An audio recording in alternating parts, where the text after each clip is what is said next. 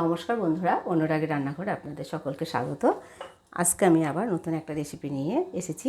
সেটা হচ্ছে এই যে কাঁঠালের এঁচড় দিয়ে আমি খাসির চর্বি রান্না করব। দেখুন, খাসির মাংস মাংস দিয়েও সুন্দর হয়, আর আমি এই চর্বি দিয়ে কাঁঠালের এঁচড়টা বানাবো। তার জন্য আমি দেখুন সামান্য একটু নিয়েছি, আমাদের দুজনের জন্য, বেশি করলে কে খাবে, এই জন্য আমি অল্প একটুই নিয়েছি কাঁঠালটা। এরকম এই কাঁঠাল নিয়েছি, আর এরকম একটা মিডিয়াম সাইজের আলু নিয়েছি। এখানে আমি মশলার মধ্যে নিয়েছি, এখানে আছে আমার রসুন বাটা, লঙ্কা বাটা, আদা বাটা, এখানে লবণ, এটা হলুদ, এটা জিরে গুঁড়ো, এটা ধনে গুঁড়ো, সরষের তেল, এটা লাল লঙ্কা গুঁড়ো, এটা পাঁচফোড়ন, এখানে নিয়েছি মিডিয়াম সাইজের একটা পেঁয়াজ, আর এখানে আছে আপনার একটা শুকনো লঙ্কা আছে, একটা তেজপাতা আছে, একটু দারচিনি আছে, একটা বড় এলাচ আছে, একটা ছোটো এলাচ আছে, আর দুটো লবঙ্গ আছে। বন্ধুরা, তাহলে চলুন আমি আগে কাঁঠালটাকে কেটে নিয়ে আসি, আর চর্বিটাকেও আমি ধুয়ে রেখেছি, দেখুন ঠিক, আমি এটাকেও ছোটো ছোটো করে নিয়ে আসবো। তাহলে আমি কাঁঠালটাকে কেটে নিয়ে আসছি। বন্ধুরা দেখুন, আমার এই যে কাঁঠালটা আমি কেটে নিয়ে এসেছি, কাঁঠালের এঁচড়টা, আর আলুটাকেও আমি ঠিক এই সাইজে কেটে নিয়েছি। বন্ধুরা, তাহলে আমি কাঁঠালটা আলুটা ধুয়ে নিই।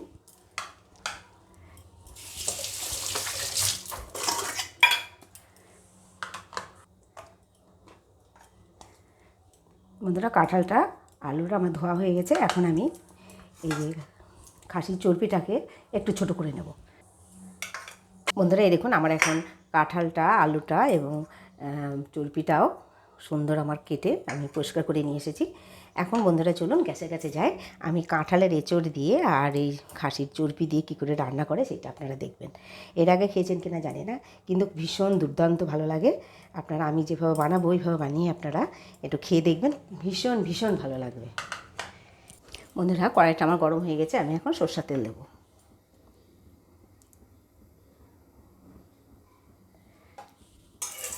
বন্ধুরা, সরষের তেলটা আমার গরম হয়ে গেছে, আমি এখন আলুগুলো ভেজে নেব।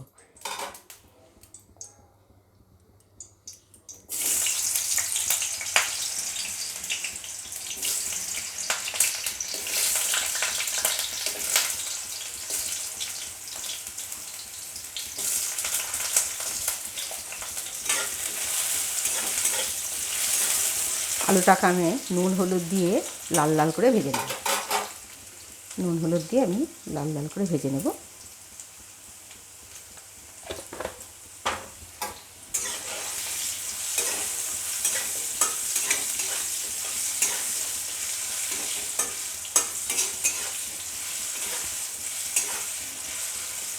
বন্ধুরা দেখুন, আমার আলুগুলো সুন্দর, এই দেখুন লাল লাল করে ভাজা হয়ে গেছে। এখন আমি আলুগুলোকে তুলে নেব।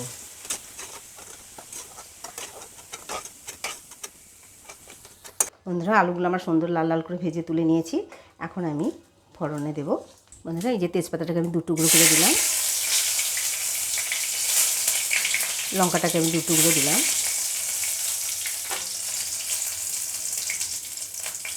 এখানে আমি এলাচটাকে একটু ফাটিয়ে দিলাম, বড় এলাচ নিয়েছিলাম, তার থেকে দানাটা আমি ছাড়িয়ে দিলাম, এখানে 2টো লবঙ্গ আর দারচিনি দিয়ে দিলাম। এখন আমি বন্ধুরা পেঁয়াজটা দিয়ে দিলাম।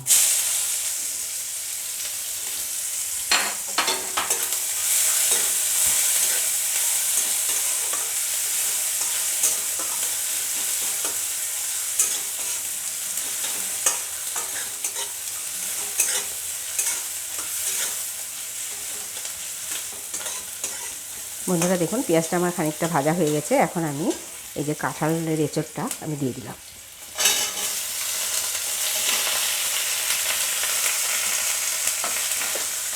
এখন আমি পেঁয়াজের সঙ্গে, মশলার সঙ্গে কাঁঠালের এঁচড়টাকে খুব ভালো করে ভেজে নেব। আঁচটাকে আমি মিডিয়ামে রাখবো, গ্যাসের আঁচটাকে।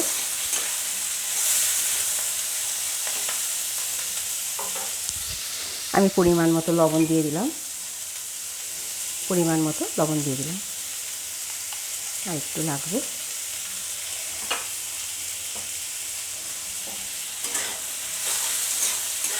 আমি লবণটা দিয়ে খানিকক্ষণ ভেজে নেব, তারপরে অন্য মশলাগুলো দেবো।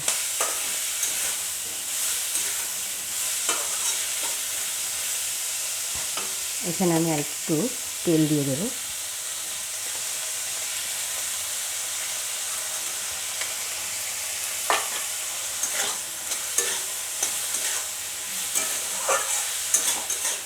দু চামচ মতো আর একটু তেল দিয়ে দিলাম, ওটা আমার ভাজা তেল ছিল, কেননা কাঁচা তেল দেওয়া যাবে না বলে আমি ভেজে রেখেছিলাম তেলটা, লঙ্কা ভেজে নিয়েছিলাম, ওই তেলটা আমি দিলাম। বন্ধুরা, কাঁঠালের এঁচোড়টাকে আমি একটু ঢেকে ঢেকে ভেজে নেব।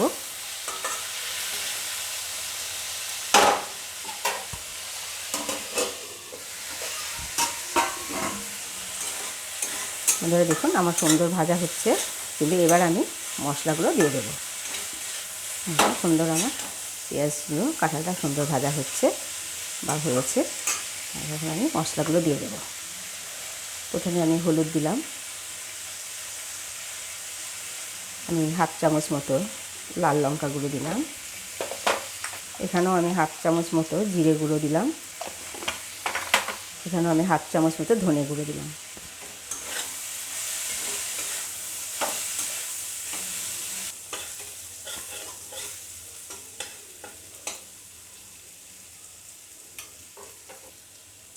আমি একটু তেল দিয়ে, ভাজা তেলটা দিয়ে আমি একটু পাঁচফোড়নটা দিই, একটু পাঁচফোড়নটা দিয়ে নেড়ে নেব।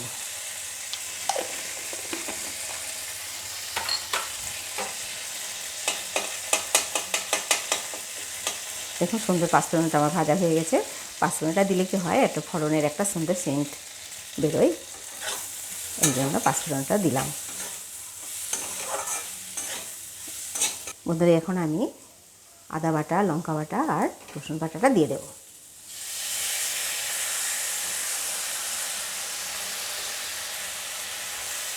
ওর সঙ্গে আমি আলুটাও দিয়ে দেবো।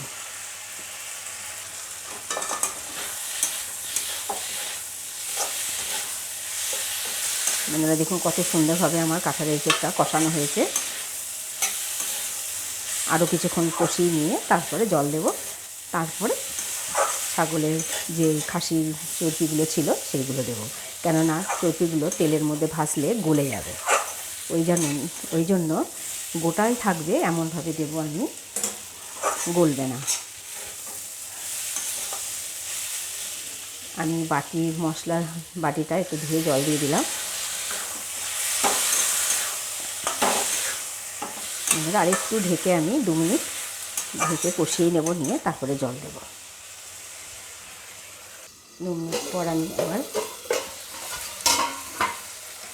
নাড়ব। দেখুন কত সুন্দরভাবে আমার কষা হয়ে গেছে। 2 মিনিট পর খুলে আমি তরকারিটা নেড়ে দিলাম। দেখুন বন্ধুরা কত সুন্দরভাবে আমার কষানো হয়ে গেছে। কষাতেই দেখুন কাঁঠালের এঁচোড়টা অনেকটা সেদ্ধ হয়ে এসছে। এখন আমি বন্ধুরা জল দিয়ে দেবো, আমি নর্মাল জলই দেবো।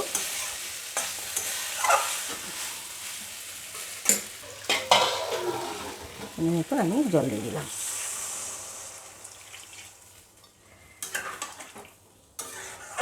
বন্ধুরা এই কাঁঠালের এঁচোড় খাসির চর্বি দিয়ে রান্না করলে খুব ভালো লাগবে, খুব দুর্দান্ত লাগে। বন্ধুরা আপনারা খেয়ে দেখবেন, ভীষণ ভীষণ ভালো লাগে। আর একটু জল দেব। বন্ধুরা এখন আমি এই চর্বিগুলো একটা একটা করে দিয়ে দেবো, তাহলে আর গলবে না। তেলের মধ্যে কষাতে গেলে কিন্তু চর্বিগুলো সম্পূর্ণ গলে যাবে। বন্ধুরা এবার আমি তরকারিটা ঢেকে দেব। দেখুন বন্ধুরা কত সুন্দর চর্বিগুলো গোটা গোটা হয়ে রয়েছে, একটাও কিন্তু গলেনি। দেখুন সুন্দরভাবে গোটা গোটা হয়ে আছে। এইভাবে চর্বি দিয়ে রান্না করলে খুব সুন্দরভাবে গলবে না, সুন্দরভাবে রান্না হবে। দেখুন একটাও চর্বি গলেনি। এই দেখুন বন্ধুরা কত সুন্দর গোটা গোটা হয়ে আছে, অথচ সুন্দরভাবে সেদ্ধও হয়ে গেছে ওগুলো, অথচ গলেনি। আর তেলের মধ্যে দিলে বন্ধুরা সম্পূর্ণ তেল হয়ে যাবে, ওগুলো একদম গলে যাবে। আর একটু আমি ঝোলটাকে শুকিয়ে নেব। বন্ধুরা এখন এই যে আমার রান্না সুন্দর হয়ে গেছে, এখন আমি একটু গুড় দিয়ে আর গরম মশলা দিয়ে নামিয়ে নেব।